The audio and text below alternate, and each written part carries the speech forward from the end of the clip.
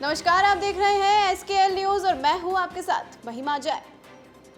उत्तर प्रदेश में चल रहे सियासी घमासान पर अब पूरे देश की निगाहें हैं। जी हां, उसी के मद्देनजर उत्तर प्रदेश के मुख्यमंत्री योगी आदित्यनाथ को दिल्ली तलब किया गया और उनको साफ तौर पर बता दिया गया कि प्रदेश में केंद्र की ही दखलंदाजी चलेगी। उसी के तहत पीएम मोदी प्रदेश बंटवारे रूपी ब्रह्मास्त्र का प्रयोग कर सकते हैं और एक ही ब्रह्मास्त्र से मोदी के गले की हड्डी बनेंगे योगी आदित्यनाथ और प्रदेश की अन्य पार्टियों के नेता जैसे अखिलेश यादव, मायावती और तमाम दूसरी पार्टियां भी स्वतः ही समाप्त हो जाएंगी। वह अपना अस्तित्व अलग अलग प्रदेशों में ढूंढ लेंगे। इसलिए मोदी के लिए ये बड़ा ब्रह्मास्त्र होगा। इससे सांप भी मर जाएगा और लाठी भी नहीं टूटेगी।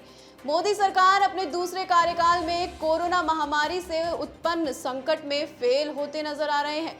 इस बार कोरोना की दूसरी लहर में जिस प्रकार मौत का नंगा नाच देश ने देखा और अपने परिवारजनों की जान देकर भुगता भी है, उससे मोदी की छवि धाराशायी हो गई है। जिस प्रकार ऑक्सीजन के लिए हाहाकार मचा, अस्पतालों में बेड और दवाइयों की कमी चलते लाखों परिजनों ने अपने परिजनों को खोया भी है, उसने भाजपा के सबसे बड़े समर्थक मध्यम वर्ग को भी मोदी के खिलाफ खड़ा होने के लिए मजबूर कर दिया है।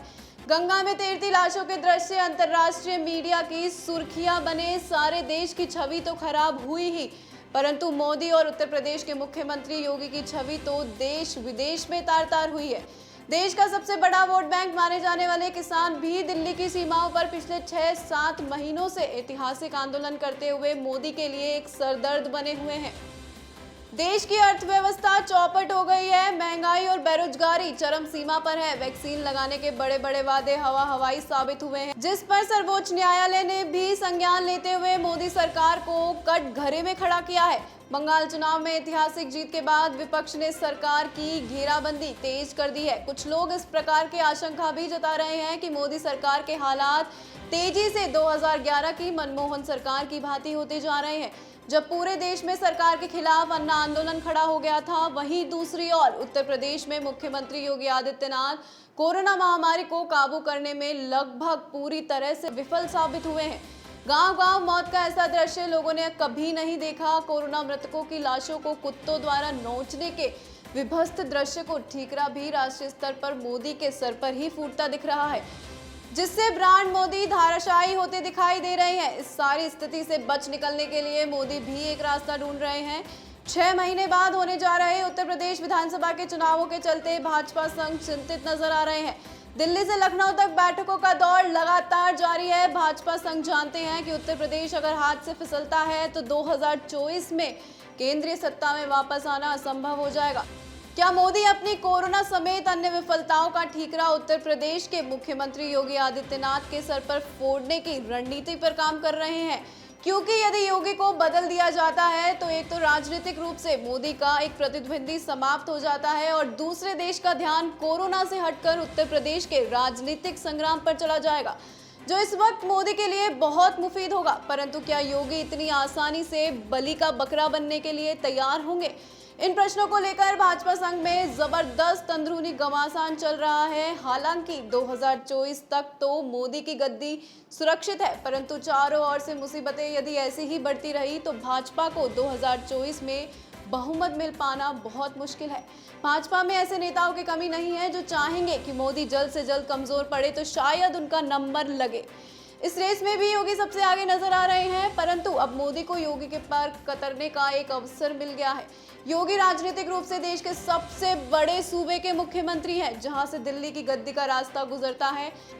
इसमें कोई दो राय नहीं है कि पिछले 4 सालों में योगी ने अपनी राष्ट्रीय छवि और महत्वाकांक्षाओं को भी हवा दी है, जबकि योगी की नकेल कसने की तमाम कोशिशों के बावजूद योगी न तो अब गद्दी छोड़ने को तैयार है और न ही केंद्रीय नेतृत्व की अन्य शर्तों को मान रहे हैं। जानकार बताते हैं कि योगी ने अंगद की तरह अपना पांव जमा दिया है, जिससे पुरजोर कोशिश के बावजूद कोई हिला नहीं पा रहा है। लेकिन राजनीति के माहिर खिलाड़ी और चौंकाने वाले निर्णय लेकर विरोधियों को बार बार पस्त करने का माधा रखने वाले मोदी इतनी आसानी से बाजी हाथ से नहीं जाने देंगे। क्या मोदी किसी चौंकाने वाले बहुत बड़े निर्णय की पटकथा लिख चुके हैं? इस विषय में एक अंदरूनी चर्चा ये भी है कि यदि योगी इस तरह बेकाबू रहे तो मोदी उत्तर प्रदेश के 3 या 4 हिस्सों में बंटवारे करने का दांव भी चल सकते हैं। इस एक निर्णय से योगी 80 लोकसभा सीटों वाले महत्वपूर्ण प्रदेश के प्रभावशाली मुख्यमंत्री से सिमटकर मात्र 25 से 26 सीटों वाले पूर्वांचल के मुख्यमंत्री बनकर रह जाएंगे और उनका राजनीतिक प्रभाव भी काफी हद तक कम हो जाएगा। साथ ही साथ सारे देश का ध्यान मोदी की विफलताओं से हटकर उत्तर प्रदेश पर केंद्रित हो जाएगा। इस एक निर्णय से उत्तर प्रदेश की अन्य विपक्षी पार्टियां सपा, बसपा आदि का भी इलाज हो जाता है, क्योंकि उत्तर प्रदेश के बंटवारे के बाद ये पार्टियां भी किसी एक भाग में ही प्रभावशाली होंगी। प्रदेश विभाजन के बाद क्षेत्रीय दल एक प्रदेश में ही सिमट जाते हैं जहां वे सबसे ज्यादा मजबूत होते हैं। उसके तमाम उदाहरण हैं, जैसे आंध्र प्रदेश के बंटवारे के बाद चंद्रबाबू नायडू की पार्टी तेलंगाना राज्य से समाप्त हो गई। यही हाल लालू और नीतीश की पार्टियों का बिहार के बंटवारे के बाद झारखंड में हुआ। उत्तराखंड बनने के बाद सपा बसपा की राजनीति भी वहां से समाप्त हो गई थी। देश में कोई भी ऐसा क्षेत्रीय दल नहीं है जिसकी 2 प्रदेशों में सरकार रही हो, अतः वह दोनों भी केवल एक 20-20, 25 लोकसभा वाले छोटे प्रदेशों की पार्टियां बनकर ही सिमट जाएंगी। संविधान के जानकारों के मुताबिक किसी भी प्रदेश का बंटवारा या उसकी सीमाएं बदलने का काम केंद्र सरकार के अधिकार क्षेत्र में आता है।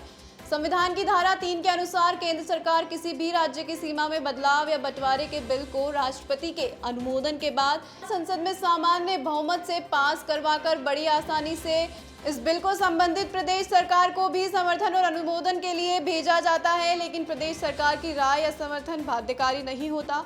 अतः मोदी यदि उत्तर प्रदेश को बांटने का निर्णय ले लेंगे तो योगी चाहकर भी प्रदेश बंटवारे को रोक नहीं सकते।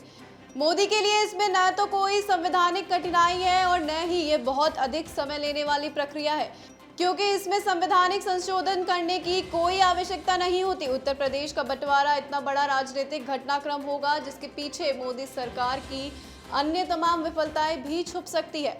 मोदी का यह दाव विपक्षी पार्टियों में हड़कंप मचा सकता है, जिसके परिणाम स्वरूप योगी भी 2024 के उभरते दावेदार से सिमटकर केवल पूर्वांचल के मुख्यमंत्री मात्र रह जाएंगे। मोदी के पास आज के राजनीतिक हालात से बच निकलने और 2024 के तमाम दावेदारों को चित करने के लिए उत्तर प्रदेश का विभाजन एक ऐसा ब्रह्मास्त्र है जिसके कई निशाने एक साथ साधे जा सकते हैं।